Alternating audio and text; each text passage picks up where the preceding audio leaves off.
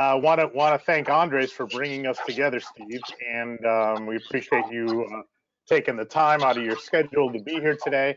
We do have various questions that were sent in or that we were curious about, and I hope you feel comfortable answering all these. If you don't, that's fine too. But I guess first, when I looked at your title, my title I work for Wyndham Destinations. I'm vice president of club and association governance. And when I looked at your title, I thought, wow, I bet you have a lot of the same responsibilities that I might have for my company. So when I saw your title as vice president, regulatory and policy at United Airlines, I would assume you have some of it, which is the science, and some of it, which is the art, which is the policy piece. Because you take, just like us, you take the law that comes through and what happens, and then you interpret it for your employees and your company. Is that pretty accurate? That's pretty good. The way I often answer that question, you do at United with such a your title. First of all, I'm in the government affairs space. My mother asks me, what do you do? You work for an airline, you're a lawyer, you're not a pilot. What exactly, you're not in court, what do you do? And so the way I explained it to her and she understood was I lead a team that deals with government agencies, pretty much anything with an acronym around both here in the US and around United's global network. So call it FAA, TSA, CBP, DHS, CAAC, EU, anything that's not Congress or state and local government, my team is kind of the point of the spear for United. She seemed to get that. I'm a lawyer, but I'm not in the legal department. I worked in government, but I'm not in traditional government affairs. I'm in that big space in between that tries to interpret and comply with laws and regulations.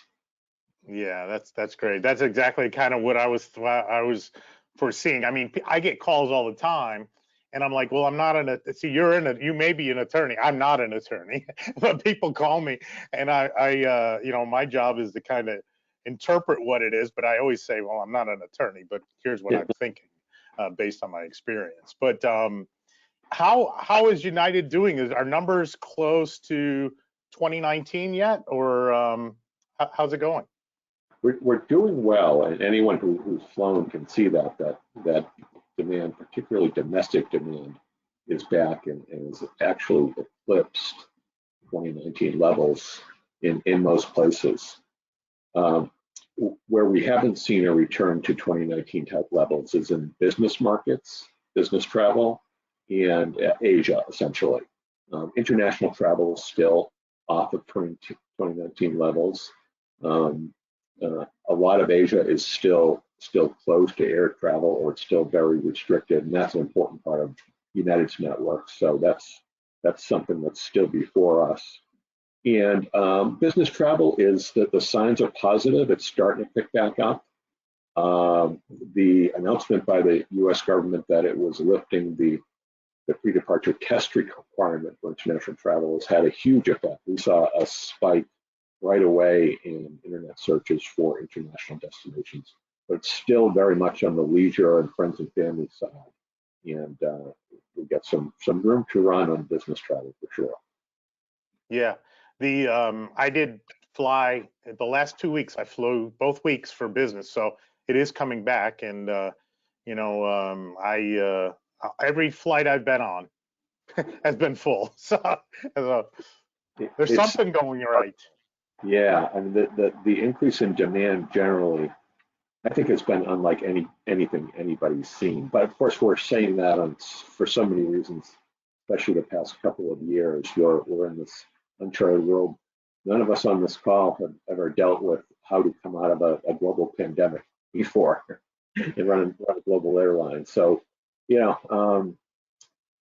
there's been fits and starts for sure, but it sure feels like air travel is more than on the rebound right now. Yeah, it was strange back in when COVID hit. I was in San Diego. I got on a flight with maybe me and my wife and maybe one other passenger. I mean, it's pretty cool having the whole plane to yourself, but it was a little weird, which probably we'll never experience, hopefully again. But just strange times. I mean, and now we're back to all that and more. So, as far as we keep hearing about pilot shortages, it's on the news, etc. Are you experiencing that, or and what do you think is the near term future for that as far as pilots? United is not experiencing a pilot shortage, at least not like other airlines are. There's a couple of specific reasons for that. One is, we are the well recognized. This is not me pumping United's tires so much, but well recognized as a great place to work as a professional aviator. So United Airlines has never had trouble attracting the best and the brightest in the pilot field. The other more technical thing that we've done is we started planning for this industry-wide shortage well before the pandemic. United started its own flight school, the first U.S. major airline to do something like that, because we saw that the trends coming. There's a mandatory retirement age. We're seeing fewer pilots coming out of the military than we have in the past. And so, and it's very expensive, and in a long lead time to become a commercial airline pilot, you need a lot of hours. So we could see this issue coming a long ways away and plan for it. And so we don't have a shortage of pilots like other airlines have. The other thing too is a lot of what you're seeing, at least at the major airlines now, has to do with planning for this surge, this demand recovery that we were just talking about. This surge in the need to get up and running even more and at higher levels than we were at in 2019. One thing United did differently during the pandemic was reached agreement with our employee groups, focused on this moment, focused on coming out of the pandemic, not surviving in the moment, but all taking a little bit of interim pain to be ready when demand came back. So through creative agreements with, particularly with our pilots union, our pilot group, we don't have the same training issues. We kept everybody current essentially, so we're not seeing the same ramp up in training to meet the flight schedule that others are seeing. And that was a decision that's just paying off like you wouldn't believe right now. And it's a real credit to the progressive leadership of our pilot group that could see that, an airline like United, if you can see beyond today with the impact on the network of the pandemic and see the global strength and reach that we have, that it was going to be better for everyone to get through it, be ready, and come out fighting when the bell rang. And that's where we are right now. Oh, that's great. I've always liked flying United, and it's you can tell there's a difference. So I appreciate that. My brother, by the way, is a captain on Southwest, and I do fly Southwest too sometimes, just because if you can go direct, you choose to do that. But he, I know that being a pilot, certainly there's another level of responsibility there, especially when you're a captain and you're running the plane and you're responsible for all those people. So it's good to hear that United takes their training and their people seriously, because that's certainly a key. And we appreciate that. I've been at United for 22 years, so I've seen the good, the bad, and the ugly. And it hasn't always been this way. We've had periods of really rough employee labor relations. And I've never seen a level of cooperation at United or any airline, frankly, like we're seeing now. And it's a tribute to the work that's been done to repair past relationships, but also to the business savvy of our employee groups that have come to the conclusion that if we work together, with all the strengths we have as a business and with our global network, all boats will be lifted with the tide. Absolutely. And you know, the corporate culture is important, and it's good to hear that, you know, you have that good, solid corporate culture there. By the way, where are you coming from today? Are you in DC, your office? I'm based in DC, and this backdrop behind me is the Army Navy Club.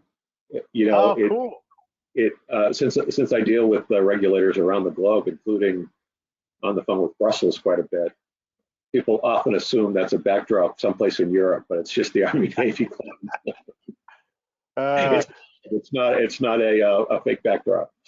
okay, so those might be guest rooms over there. Yeah, that's right. That's right. I ran the Yale Club in New York City for a number of years, so I know clubs. It's pretty cool place. Yeah, we're located in downtown DC, just a block or so from the White House, which has come in handy over the past few years. We've been, Oh, I bet. Very good. central. By the way, I just want to let everyone know online who's listening that we do have a chat and a question area if you want to send in some questions. And I think Eric just sent out a note on that. So you can send in your questions as we go through. But I've got a ton of questions for Steve, which will take our time. But please send your questions in.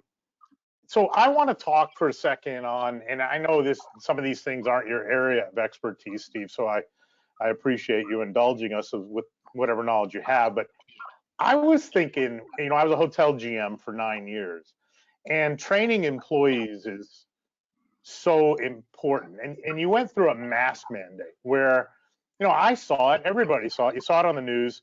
You know, you had to enforce this mask mandate.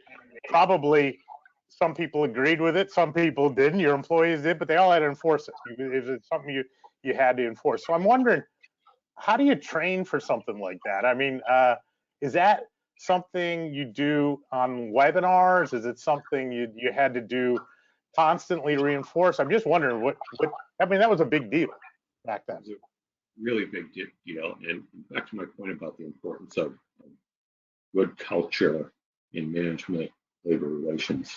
You know, that was especially tough on our flight attendants. They bore the brunt of passenger anger. They were put in the position of being the enforcers of the mask mandate. You know, at a time when they were all also worried about their own personal safety too. We had a number of flight attendants pass away from COVID over the years. So, you know, we asked a lot of our people and continue to. Your question about training. I'm really glad you asked it, because sometimes what's the phrase? Sometimes it's better to be lucky than good. I think in this case, when it came to the mask mandate, United was a little bit of both.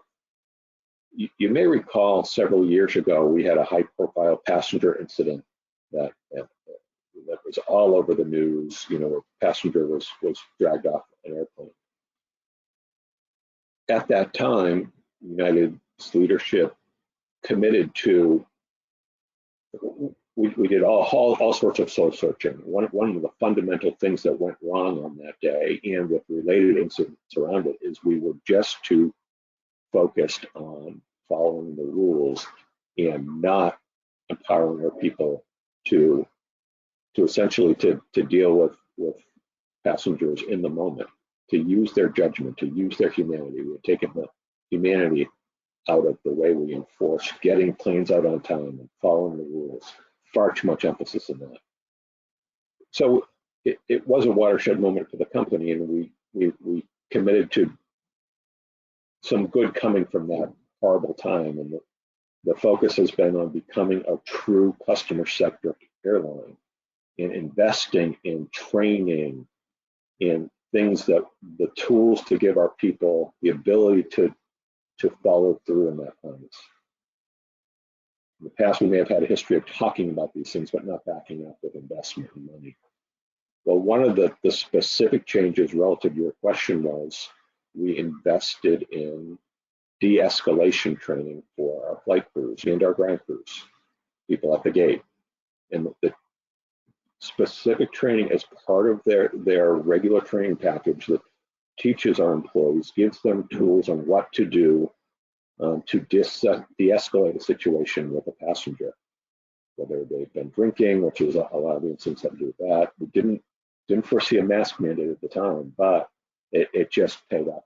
It's not that we didn't have incidents, but we had far fewer than a lot of other airlines did, because our flight attendants in particular, had some skills that they've developed on how to take the passion out of a confrontation. One of the things we did specific to masks was had a procedure where flight attendant was trained to ask the person to put a mask on, remind them what the rules were, make announcements. Also, by the time someone gets on the plane, I think everyone should agree it's not the first time you're ever hearing about the requirement to wear a mask. It was very well publicized. But one step in the process at United was to actually, after the first or second warning, hand the person a card, hand them something that says, here's the rule, if you don't comply, you may be banned from flying on United. And we followed through on it too, by and large. It never wanted to get to that point, but we did ban passengers for the length of the mandate, not forever, but for the length of the mandate for not wearing a mask. And that gave our employees the training and some tools to help take the confrontation out of the engagement with customers. And it wasn't perfect. It's still not perfect, but we did have far fewer really high profile incidents than a lot of our competitors. That was a decision made years before there was a mask mandate too, the importance of this de-escalation training. Oh, that's good. I bet you, I know us, you come out of it a lot stronger because your employees now have that experience of dealing with it and nothing really phases them anymore. So I think we're a lot stronger when you get out of this, I think you're right. Do you foresee, I know you've heard, and you might not be able to answer this, or maybe in your opinion, is the mask mandate, could you foresee that coming back in the next year or 2 years or whatever? I think it's highly unlikely. I think passengers, by and large, society is settling into a place where masks are becoming more of a preference than a mandate. That's my personal view, although I still wear a mask. I've learned, though, COVID has humbled us several times. So when we thought we had everything figured out, so I'll never say never when it comes to that, but it will be dictated by the disease more than airline policy. Okay, yeah, it's been an interesting couple of years for sure. Some things we probably never thought we'd ever see or talk about. I'll tell you, I've been in this business a long time, and never thought or had reason to spend so much time getting to know how the CDC works and makes decisions. Yeah. Not typically a travel industry airline core agency, but it sure is now. Yeah, absolutely. I have somebody just sent in a question.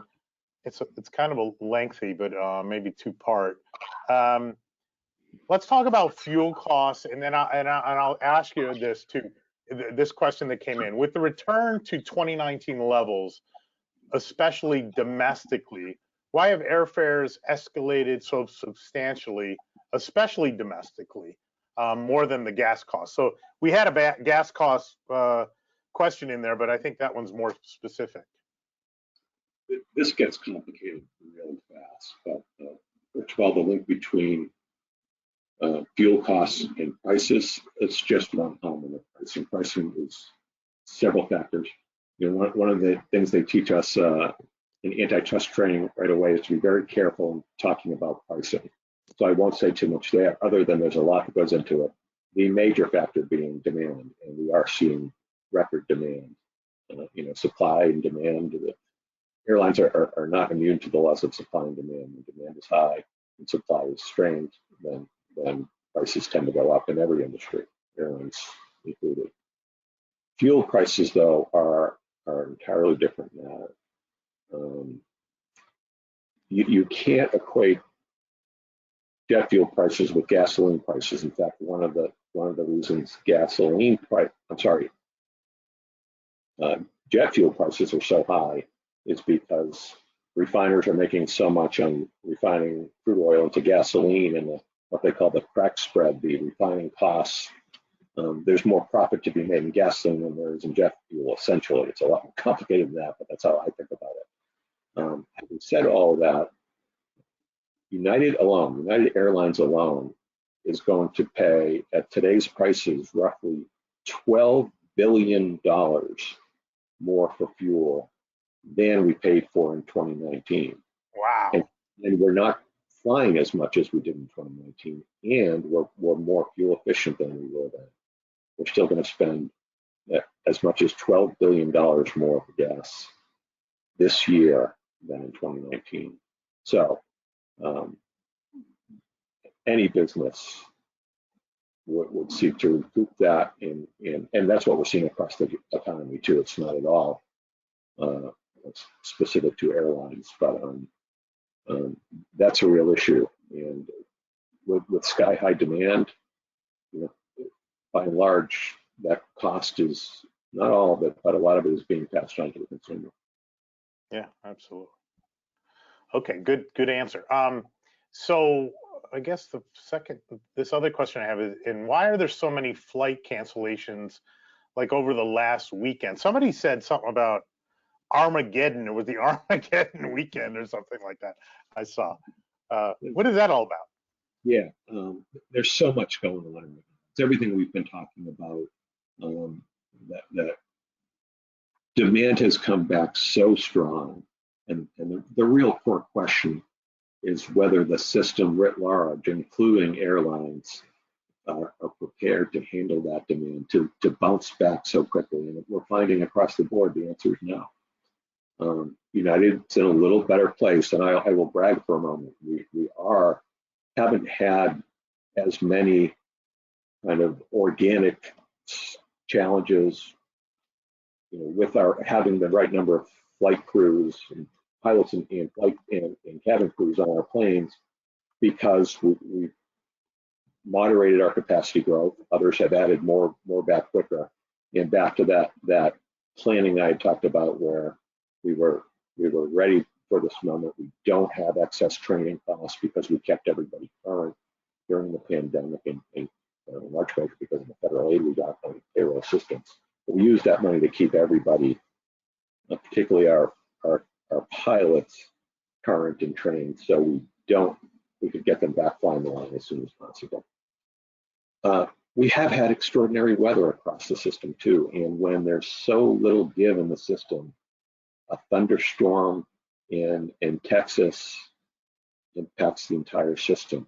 Because planes are so full, there just aren't ways to make up. There's no slack in the system.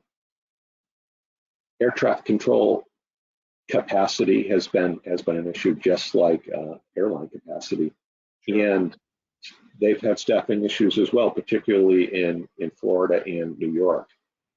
The biggest problem United has had in its system throughout all of this has been the strain on our New York hub at Newark.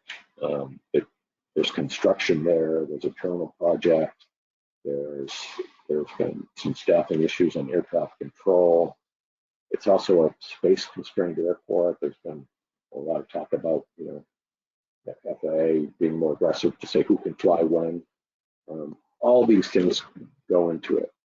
There's also been vendor supply shortages, fuel shortages, because fuelers haven't had enough drivers. Same with catering. All the things that you're seeing across the economy are happening to airlines. But just as demand for airline travel is spiking in a way like anyone's ever experienced before. We'll get through it. We'll catch up to it. It's going to take airlines, the government, airports, all of that air travel supply chain, if you will, pulling together to do a better job. And it's going to get better, by the day. It is getting better. What we can't control, though, what we all have to do a better job to figure out, is the impact of weather on our system, particularly a northeast storm. Which is what happened this past weekend. There were major storms on the East Coast on Thursday and Friday, which carried over into the weekend. It's awful for passengers. I know I flew this morning. 6 o'clock this morning, the airport was packed, and the rental car return bus was late, and the security lines were out the door, and flights were getting canceled. It's rough, but it will get better. No airline has any incentive for this type of environment to continue, and if it continues for too long, it won't be in our hands. The government will step in and figure things out for us. So nobody wants that to happen. Yeah, I can't imagine, because I mean, in hotels we set the house, right? So you have rooms, people want a certain amount of, the room type, double, king, twin, and it's like a Tetris game. But the rooms are always there. A plane might not be there. So I mean, you can't even get it from, as soon as 2 or 3, connections get messed up, it's like a spider web. I mean, I don't know how you do it. Really unbelievable. I think what you're going to be seeing for is some capacity the system, just simply fewer events. I think there's a recognition the system is just strained beyond its capacity right now. It's not universal. It's not everywhere. It's not every airline. It's not every airport. But there are certain regions and airports, I mentioned Florida, I mentioned New York, where they're simply, the system just can't handle the capacity that's there. Anything that goes wrong, a thunderstorm, lightning is our nemesis, because we have to clear the ramp up. Safety of employees, everybody has to go in. It's kind of like the pool, when you get lightning off in the distance, you got to clear the pool for a period of time. Same thing with the airport. We got to bring everybody in. So, newsflash: there's been a lot of lightning out in the atmosphere, particularly in the Northeast lately. So that's the one thing we don't have a solution for. But we're not throwing our hands up either. And I can only speak for United, but we're focusing with innovation and decision making around when we do have to cancel flights, which no one ever wants to do. We don't make money when we're not flying. But when we can't do it for whatever reason, the emphasis is on proactive cancellations, either thinning the schedule or canceling as much in advance as possible to give more time to reaccommodate passengers.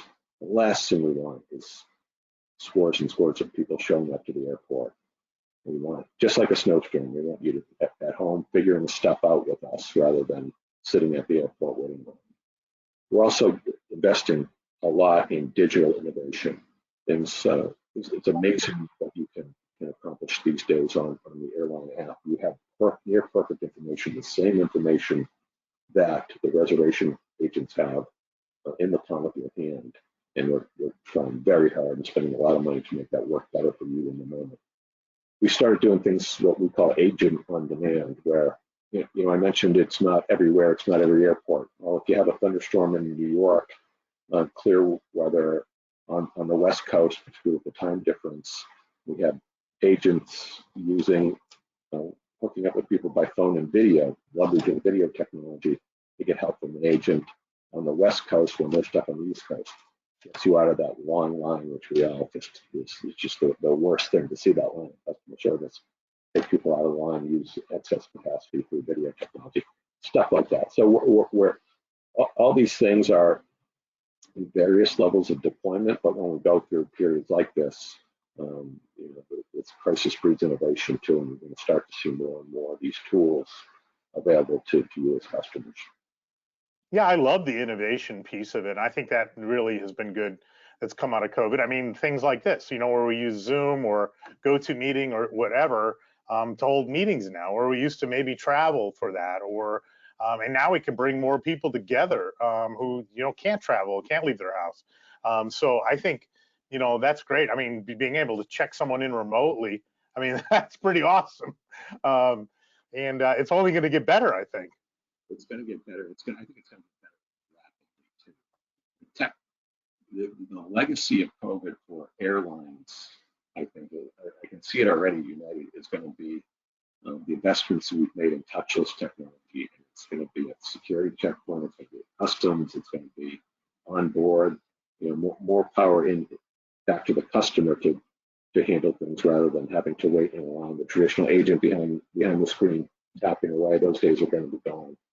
And it's heading that direction rapidly too. What we can't do though is take the people, back to my much earlier point, we can't take the people out of it.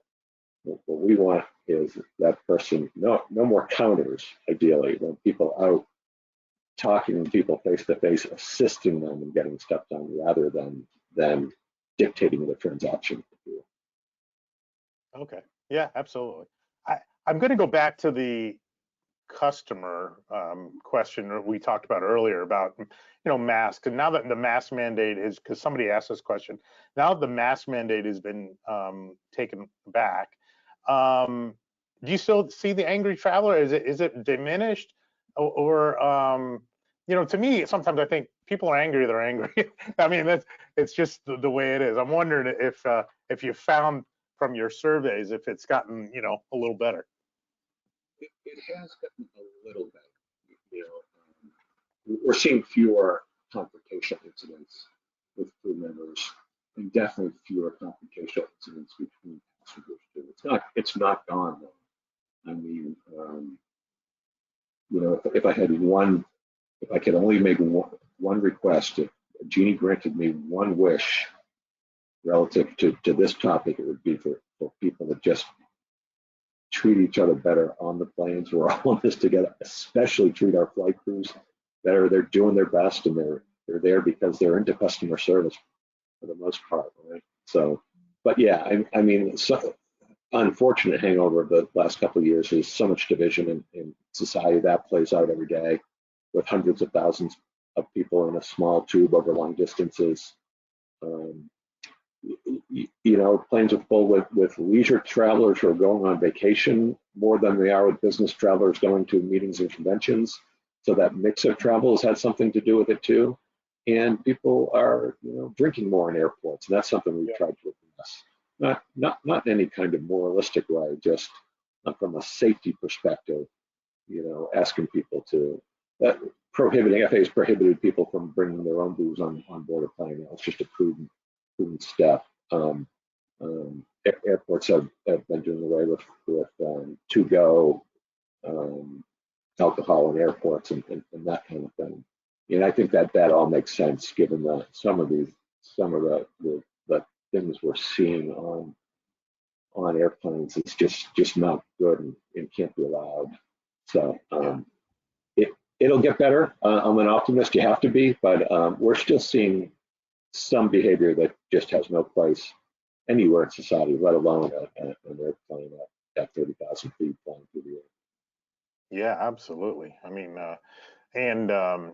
I want to change pace a little bit and talk about the industry and see your take on this. So someone asked, do you see any other consolidation in the airline industry like we had for so long, right? I mean, Continental was United, and we heard recently about Spirit, and how does that look? That outlook?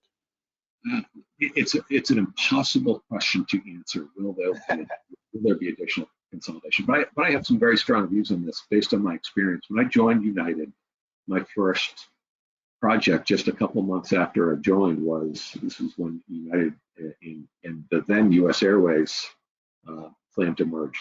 That merger was unsuccessful, so I got to learn about all the difficulties of getting a merger approved during that experience, and I learned how really hard it is to get an airline merger approved.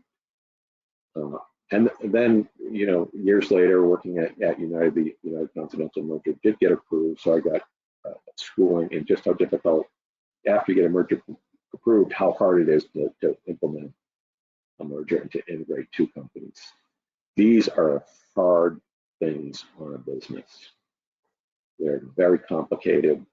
The governmental scrutiny, everyone who has any attachment to the businesses involved, has leverage. You talk about labor, you talk about government, you talk about communities.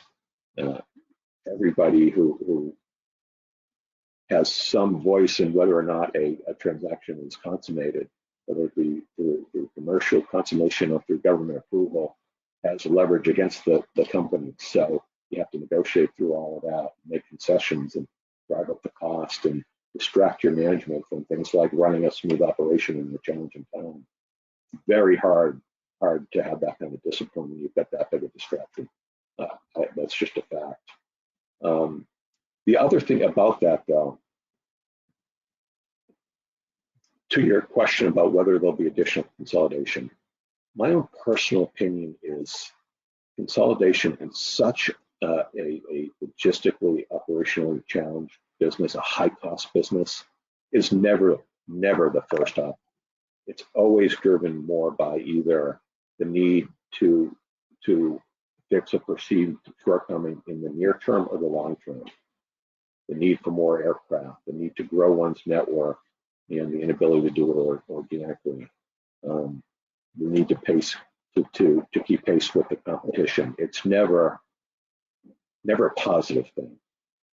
And the history is when there's one, there's others too, because it's a set of dominoes. Every action causes a reaction. And that's been the case. But I can guarantee you that any of the airlines involved in the merger discussions now would rather not be in them. It's driven by business necessity, either now or looking ahead. That's cool. Well, we have a lot of people in Skull, obviously, and been in the travel industry for a long time. So we're always talking about Braniff, TWA, Pan Am, and I don't know if you remember People Express. You probably remember that. They used to take you'd pay on board, and then they were absorbed by Continental, who now is United. So it's a lot when you start looking at the airline industry. There's a lot out there that has changed over the last 20, 30 years. Hey, Richard, TWA, I mentioned the United U.S. Airways merger. TWA was absorbed by American as a competitive response to the United U.S. Airways merger that ended up not happening, right? Right. It put pressure on American Airlines at the time to grow their network, and TWA was always struggling, and that's what precipitated that merger. So, I've often wondered if the United U.S. Airways merger had gone through at the time with divestitures and other things, what the industry would look like now, what other matchups would have occurred. The last thing I'll say about this too, having lived it, we talk a lot about, regulators talk a lot about how concentrated the airline business is, and talking about mergers as being bad for communities and bad for customers. I have to tell you, just look back, having lived through a lot of this, I look at where United Airlines is now, actually profitable before the pandemic after years and years of loss. Multiple bankruptcies for United and Continental, pay cuts, service reduction, layoffs, furloughs,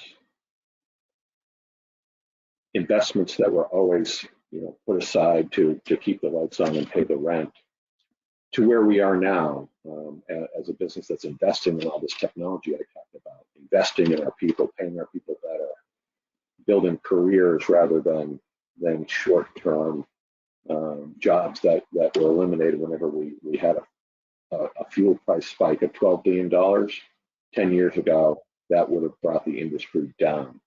It's not the case now. Things aren't great, but we're a much more stable industry as a result of the consolidations that have occurred in the last decade or so than we would have been otherwise. And then the other thing is, you look at, even last year in a pandemic, 2 or 3 brand new domestic airlines, serious airlines too, not fly-by-night operations that come into the marketplace too. So pandemic aside, some of our short-term blips that we got to get fixed aside, I think that these are really strong days for everybody who cares about a robust aviation industry. Yeah, it's true. Somebody asked here, They said the best thing that came out of COVID, I don't know if this is the best thing. The best thing that came out of COVID was airlines dropping the change fee. Will that stick around? Where's that going? It's not coming back at United, and that goes to that. Our CEO Scott Kirby gets this question a lot, and he said it's always something he's wanted to do is to drop change fees because he feels like it's just not worth it. Customers hate it. We get bad press. We don't get the kind of revenue that we're used to deriving from those fees, and frankly, it puts us on. It removes a competitive advantage for Southwest, for example, against an airline like United. So he was thrilled to use the pandemic as a reason to say change fees are gone, and he has said they're gone forever. So straight from the top. Can't speak for the future, but for the Kirby tenure, you won't see change fees on United Airlines. Oh, that's awesome. Well, I'm just like, throw it into the rate. I'd rather pay, whatever, put it in the rate. If you're going to make your money anyway as a business, we've got it. We're beholden to the stockholders. Just do the nickel and diming and everything is, we've gotten to a new level in the world, not just airline or hotel industry, but we really are. And it just drives you crazy sometimes. But I think that's a wise move on United's part, for sure. That's another thing. Back to my.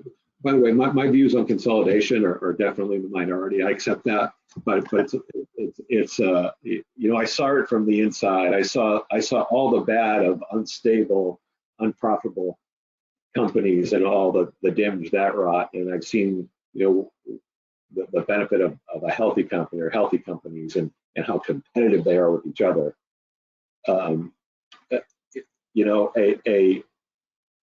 A lot of fees were a function of economic necessity.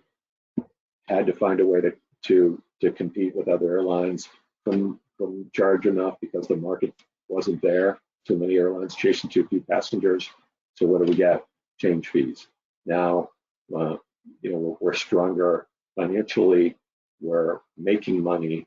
We're delivering a better product. We don't have to do that anymore. Wall Street isn't forcing us to find alternative revenue sources like they were, because we're a stable company. Yeah, that's great.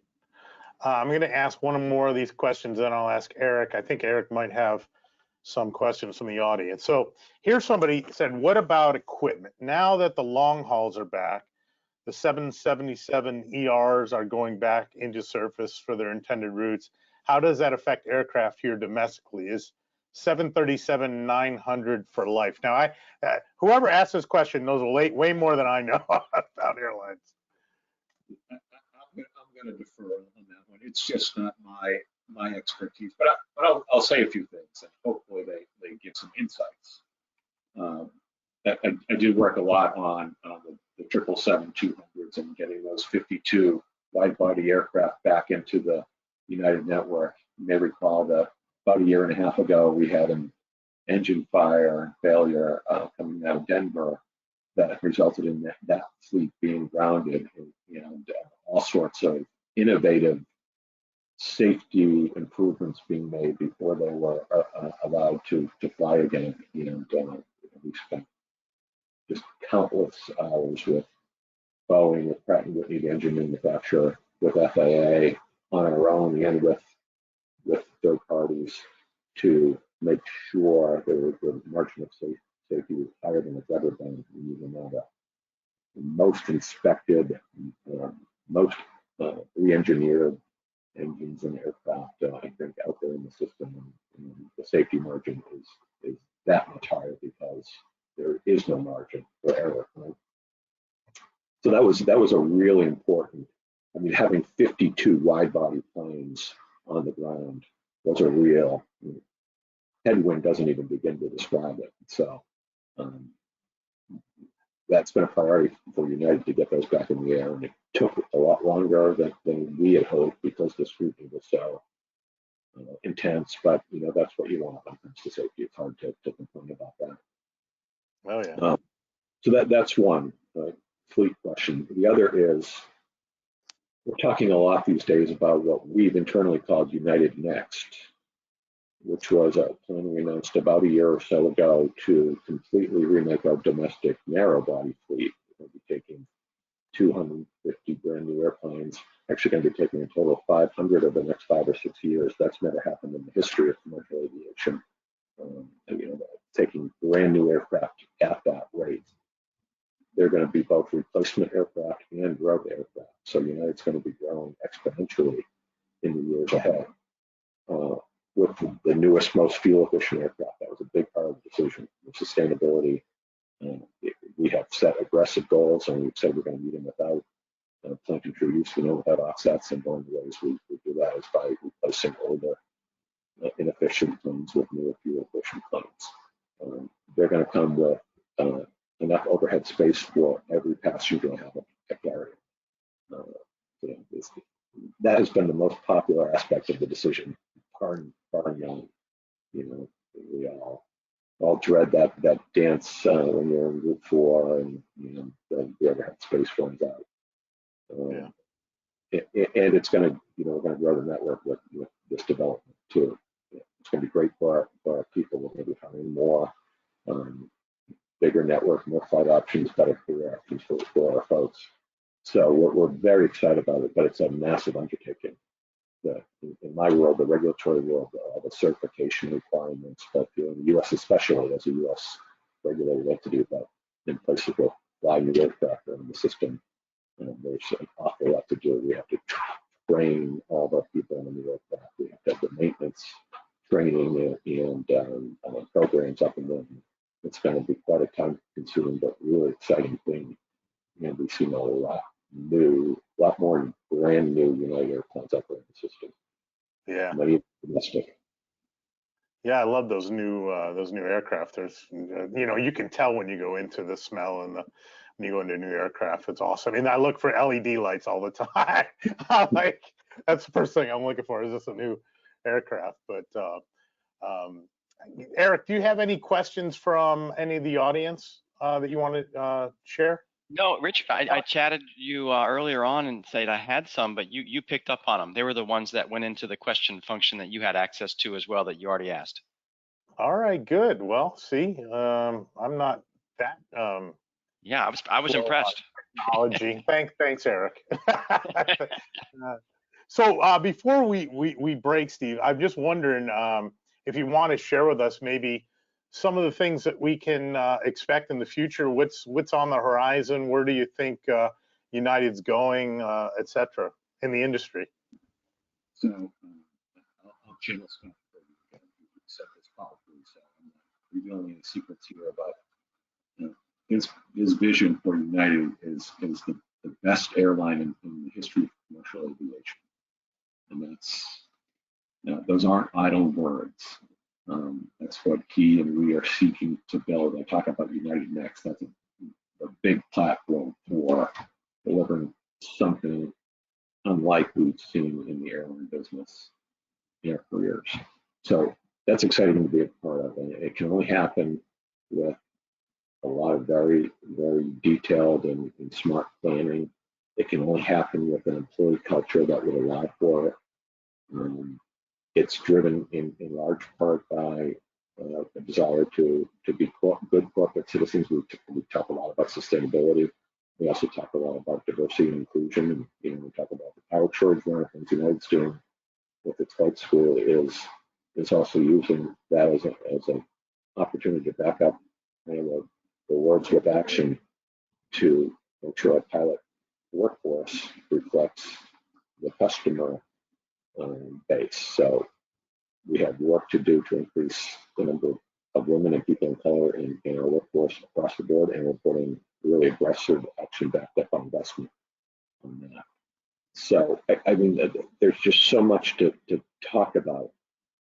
Now, I realize that's all talk, and then you go out and fly, and it's a tough experience right now, but you're going to start to see differences between United and other airlines more than in the past. Digital technology investments, as I mentioned, new airport facilities and gates. I wanted to say thanks to Andres for inviting to do this. And, I was going to say some of the innovations here in the DC area, particularly with our brother Washington Dulles, with the mayor's support, we've applied for a new route to Cape Town. We're supporting MY in their effort to build to get federal money to help build a new terminal right there. Just a lot of real exciting things. It's great to live in Washington and have that United International network out there. Excuse me, so close at Washington Dulles. I hope you see concrete examples every time you fly on United of this customer focus and spirit that I've been talking about. I hope it's not just rhetoric. I don't think it is. It's showing up in our metrics too. But I hope you see that to the point where it's only noticeable when it doesn't happen. Yeah. So I'll leave it there. I think you can sense that I'm very proud of the company I work for and very excited about the future. Yeah, I really appreciate your time and your passion for your company and the culture of your company. I know that's always important, especially, for us leaders in an organization, that people are happy and they want to work there, and you kind of exhibited that, and through the limited turnover you've seen. So, everybody's going to have turnover, but that's important that people, see themselves in the company and then see themselves as in the future at the company. So that's what we always try to focus on, and looks like you're doing that very successfully. So again, want to thank Steve Morrissey, Vice President, Regulatory and Policy at United Airlines, for your time. Many colleagues will be watching this. Hopefully, have you been to a meeting in DC ever? No, I haven't. So Andres Hayes, I know you're listening. You got to invite Steve when he has time.